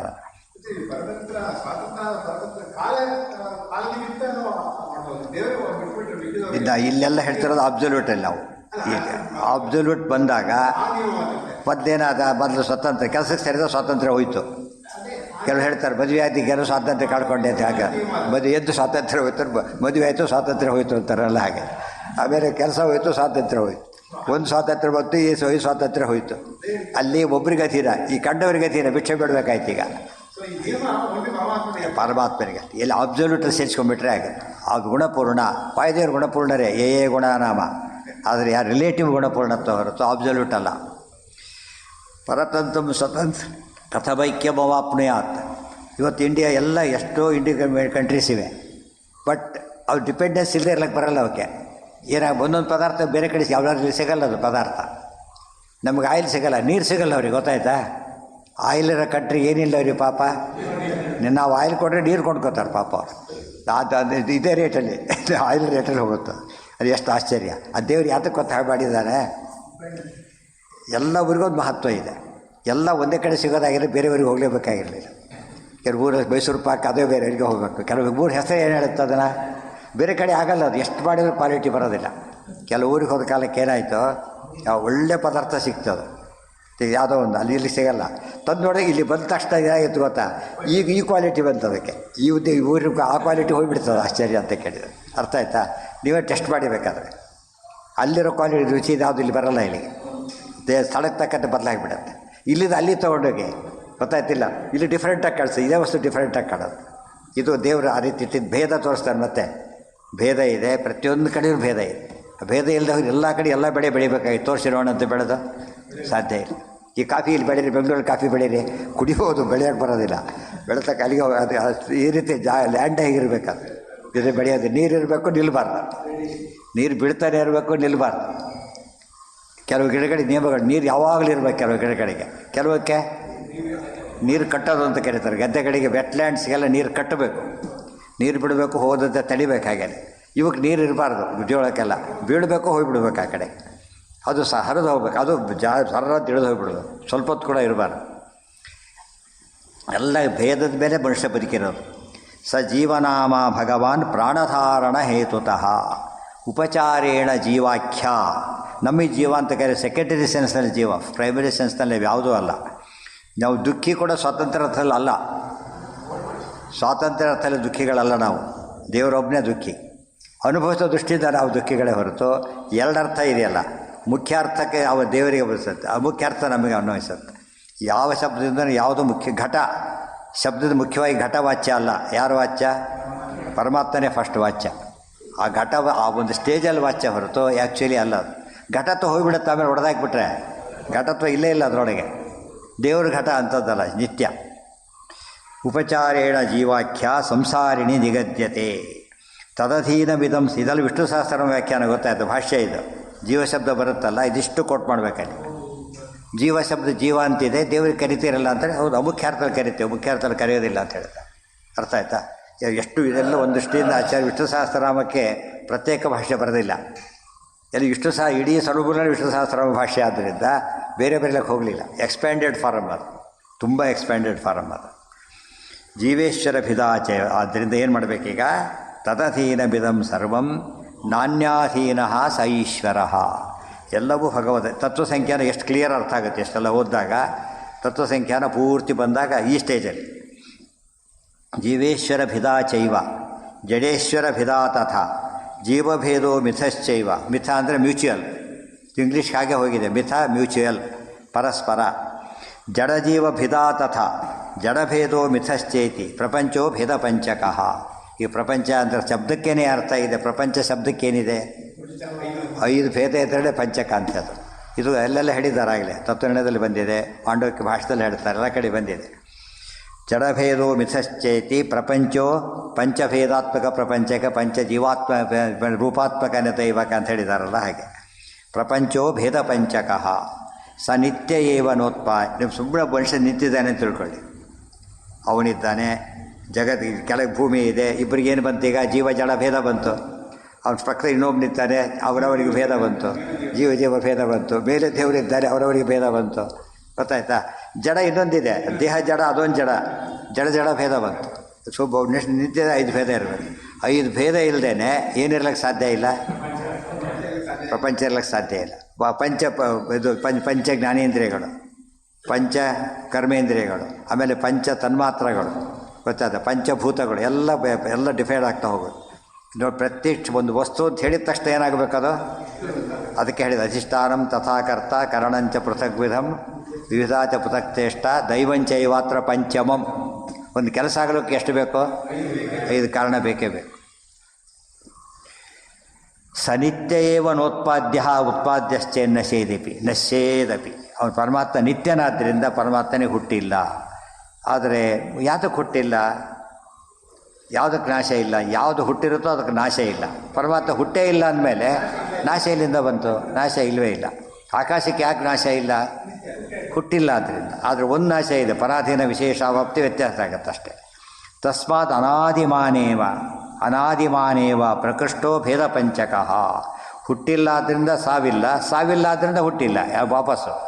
ತಸ್ಮಾತ್ ಅನಾದಿಮಾನೇವ ಪ್ರಕೃಷ್ಟೋ ಭೇದ ಪಂಚಕಃ. ಹೀಗೆ ಭೇದ ಪಂಚಕ ಬೈಸಸ್ ಗಾಢಾಗಿಬಿಟ್ಟಿದ್ರೆ ಪಂಚಭೇದ ಹೋಗಿಬಿಡ್ತಿತ್ತು. 5ರಲ್ಲಿ ಯಾವ ವಸ್ತು ಇಲ್ಲದೆ ಹೋದರೂ ಕೂಡ ಜೀವ ಜಡ ಜಗತ್ ಪರಮಾತ್ಮ ಒಂದು ಬಿಟ್ಟರು ಕೂಡ ಏನಾಗ್ತಿತ್ತು? ಪಂಚಭೇದ ಬರೋದಿಲ್ಲ. ಪಂಚಭೇದ ಯಾವಾಗಲೂ ಇರುತ್ತೆ ಅಂದರೆ ಐಕ್ಯಾದಿಗಳ ಪ್ರಸಂಗ ಯಾವ ಕಾಲಕ್ಕೂ ಬರೋದಿಲ್ಲ. ಅದ್ವೈತ ಪರಮಾರ್ಥೋಸೌ ಭಗವಾನ್ ವಿಷ್ಣೋ ಪ್ರಜ್ಞಾಮಿತಂ ತಸ್ಮಾತ್ ದ್ವೈತಂ ನ ಭ್ರಾಂತಿ ಕಲ್ಪಿತಂ. ಆದ್ದರಿಂದನೇ ದ್ವೈತ ಅಂಬೋದೇನು ಅವ್ರೇನು ಹೇಳ್ತಾ ಗೊತ್ತಾ? ದ್ವೈತ ಅಂಬೋದು ಭ್ರಾಂತಿ, ಅದ್ವೈತಂ ಪರಮಾರ್ಥತಃ ಉಪನಿಷತ್ತಿನ ವಾಕ್ಯ ಅದು ಅರ್ಥನೇ ಹಾಗಲ್ಲ. ಎಲ್ಲ ಕಡೆಯೂ ಏನಿದೆ? ದ್ವೈತ ಇದೆ. ಅದ್ವೈತ ಭ್ರಾಂತಿ ಕಲ್ಪಿತ, ದ್ವೈತ ಅಂಬೋದು ಯಥಾರ್ಥ. ಅದ್ವೈತ ಪರಮಾರ್ಥೋಸೌ ಭಗವಾನ್ ವಿಷ್ಣುರವ್ಯ. ಅದ್ವೈತವನ್ನು ನಾವು ಒಪ್ತೇವೆ. ಏನು? ದೇವರೊಬ್ಬ, ಈ ಅದ್ವೈತ ಒಪ್ತೇವೆ. ಎಲ್ಲ ಸೇರಿ ಒಬ್ಬ ಅಲ್ಲ, ದೇವರೊಬ್ಬನೇ ಒಬ್ಬ. ಆ ಅದ್ವೈತ ಒಪ್ತೇವೆ ನಾವು. ಈ ನಿಮ್ಮ ಅದ್ವೈತ ಅಲ್ಲ ಅಂತ ಹೇಳ್ತಾ. ಅದ್ವೈತ ಪದ ಕೇಳಿದ ತಕ್ಷಣ ಅಲ್ಲ ಅನ್ನಬಾರ್ದು, ದ್ವೈತ ಪದ ಕೇಳಿದ ತಕ್ಷಣ ಹೌದು ಅನ್ನಬಾರ್ದು. ಎರಡೆರಡು ವ್ಯತ್ಯಾಸ ಇದೆ. ಆ ಪದ ಕೇಳಿ ಯಾರಿಗೆ ಅಂತ ಕೇಳಬೇಕು ಫಸ್ಟು. ಆಗ ಅದು ಆ ಅದ್ವೈತ ಒಪ್ಪಿಟ್ಬಿಡ್ತೇವೆ. ಹಾಗಿದ್ದರೆ ಎಲ್ಲೆಲ್ಲಿ ಅದ್ವೈತ ಸತ್ಯ ಅಂತ ಹೇಳ್ತಾರೋ ಈ ಅದ್ವೈತ ಸತ್ಯ, ಎಲ್ಲಿ ಭೇದ ಮಿಥ್ಯ ಅಂತ ಹೇಳ್ತಾರೋ ದೇವರದಲ್ಲಿ ಭೇದ ಮಿಥ್ಯ ಅದನ್ನು ಹೇಳಬೇಕು. ಜೀವಜಡಗಳಲ್ಲ. ಪ್ರತಿ ಪದಗಳಿಗೂ ಹಿಂದೆ ಮುಂದೆ ನೋಡಬೇಕು ಯಾವಾಗಲೂ. ಅದ್ವೈತ ಪರಮಾರ್ಥೋಸೌ. ಪರಮಾರ್ಥ ಅಂದ್ರೇನು? ಅರ್ಥ ಅಂದರೆ ವಸ್ತು. ಪರಮಾರ್ಥ ಪ್ರಮೇಯ, ಯಥಾರ್ಥಂ ಪ್ರಮೇಯ, ಪರಮಪ್ರಮೇಯ ಪರಮಾತ್ಮ. ಪರಮತ್ವಂ ಸ್ವತಂತ್ರತ್ವಂ ಸರ್ವಶಕ್ತಿತ್ವಮೇವ ಚ. ಪರಮತ್ವಂ ಅದ್ವೈತ ಪರಮಾರ್ಥೋಸೌ ಭಗವಾನ್ ವಿಷ್ಣುರವ್ಯಯ. ಪರಮತ್ವಂ ಸ್ವತಂತ್ರ. ಪರಮತ್ವ ಅಂದ್ರೇನು? ಸ್ವತಂತ್ರತ್ವ, ಅದೇ ಪರಮತ್ವ. ಸರ್ವಶಕ್ತಿತ್ವಮೇವ ಚ. ಪರಮನಿಗೆ ಏನಿರಬೇಕು? ಯಾವಾಗಲೂ ಸರ್ವಶಕ್ತಿ ಇರಬೇಕು. ಸರ್ವಜ್ಞತ್ವಂ ಪರಾನಂದ ಸರ್ವಸ್ಯ ತದಹೀನತ. ಸರ್ವಜ್ಞತ್ವ ಇದೆ, ಪರಾನಂದ ಇದೆ. ಆನಂದ ತೀರ್ಥ ಪರಾನಂದ ವರದ.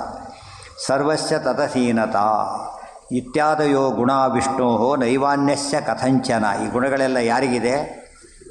ನೇಹ ನಾನಾಸ್ತಿ ಕಿಂಚನ. ಬೇರೆ ಗುಣ ಯಾರಿಗೂ ಇಲ್ಲ, ವಿಷ್ಣುವಿಗೆ ಮಾತ್ರ ಇರೋದು.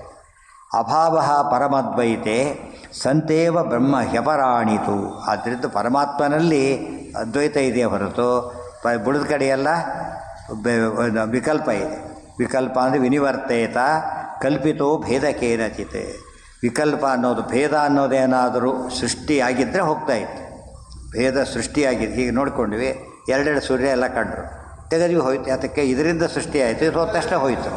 ಆದರೆ ಎರಡು ವಸ್ತು ಬೇರೆ ಬೇರೆ ಇವೆ, ಅವು ಹೋಗೋದಿಲ್ಲ. ಯಾತಕ್ಕೆ? ಅದು ಕಲ್ಪಿತ ಅಲ್ಲ. ವಿಕಲ್ಪ ಅಂದರೆ ಕಲ್ಪಿತ. ಕಲ್ಪ ಅಂದರೆ ಸೃಷ್ಟಿ, ವಿಕಲ್ಪ ಅಂದರೆ ವಿಶೇಷವಾಗಿ ಸೃಷ್ಟವಾದದ್ದು. ಭೇದ ಸೃಷ್ಟಿಯಾಗಿದ್ದಾಗಿದ್ದರೆ ಏನಾಗ್ತಿತ್ತು? ಹೋಗ್ತಿತ್ತು. ಸೃಷ್ಟಿ ಆಗಿಲ್ಲ, ಆದ್ದರಿಂದ ಭೇದ ಅಂಬುದೇನದು ಹೋಗೋದಿಲ್ಲ. ಅಭಾವ ಪರಮದ್ವೈತೆ ನಿರಂತೇವ ವ್ಯವರಾಣಿತು ವಿಕಲ್ಪೋ ವಿನಿವರ್ತೇತ ಕಲ್ಪಿತೋ ಯದಿ ಕೇನಚಿತ್. ಯಾವುದೋ ಕಾರಣದಿಂದ ಯಾರಿಂದನೋ ಸೃಷ್ಟಿಯಾಗಿದ್ದರೆ ಹೋಗ್ತಿತ್ತು.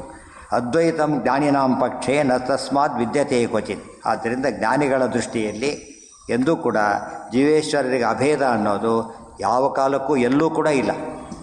ಕೆಲವು ಇಲ್ಲಿಲ್ಲ, ಬೇರೆ ಕಡೆ ಇರಬಹುದು, ಆದರೆ ಯಾವ ಕಡೆಯೂ ಇಲ್ಲ. ತಸ್ಮಾತ್ ವಿದ್ಯತೆ ಕ್ವಚಿತ್ ತಸ್ಮಾತ್ ವಿದ್ಯತೆ ಕ್ವಚಿತ್ ಇತ್ಯಾದಿ ಶ್ರುತಿಭ್ಯ ಅರ್ಥಾಂತರಸ್ಯೈವ ಅವಗತತ್ವಾತ್. ಇತ್ಯಾದಿ ಎಲ್ಲ ಶ್ರುತಿವಾಕ್ಯಗಳು ಇಷ್ಟು ಕೂಡ ಏನರ್ಥ ಆಯಿತು ನಮಗೀಗ? ಅರ್ಥಾಂತರಸ್ಯ ನೀವು ಹೇಳಿದ್ದು ಅದ್ವೈತದ ಅರ್ಥ ಹೇಳಿದ್ರಿ, ಅಹಂ ಬ್ರಹ್ಮಾಸ್ಮಿ ಇತ್ಯಾದಿ. ಅರ್ಥಾಂತರ ಅಂದರೆ ಬೇರೆ ಅರ್ಥ. ಬೇರೆ ಅರ್ಥ ಅಂದ್ರೇನು? ದ್ವೈತಪರ ಅರ್ಥ ಗೊತ್ತಾಗುತ್ತೆ. ಏಕಪಿಂಡ ನಾಮಧೇಯ ಅತಿ ಶಬ್ದ ನಾಮೋಯತ್ಯಂಚಾನ್ಯಥ. ಇಷ್ಟು ಕೂಡ ಪ್ರಮಾಣ ಕೊಟ್ಬಿಟ್ಟು ಈಗ ಯುಕ್ತಿ ವಿರುದ್ಧ ಅಂತ ಹೇಳ್ತಾರೆ. ನೀವು ಮಾಡೋ ಅರ್ಥ ಒಂದು ಮೃತ್ಪಿಂಡ ಜ್ಞಾನದಿಂದ ಎಲ್ಲವೂ ತಿಳಿಯುತ್ತಾದ್ದರಿಂದ ಇದು ಒಂದೇ ಮೃತ್ಪಿಂಡ, ಯಾರ ಅರ್ಥ ಆಗುತ್ತೆ ಅದಕ್ಕೆ ಆಗೋದಿಲ್ಲ ಅಂತೇಳಿ ಯುಕ್ತಿಗಳೆಲ್ಲ ಹೇಳ್ತಾರೆ. ಗೊತ್ತಾಯ್ತಾ? ಅದು ನಾಳೆ.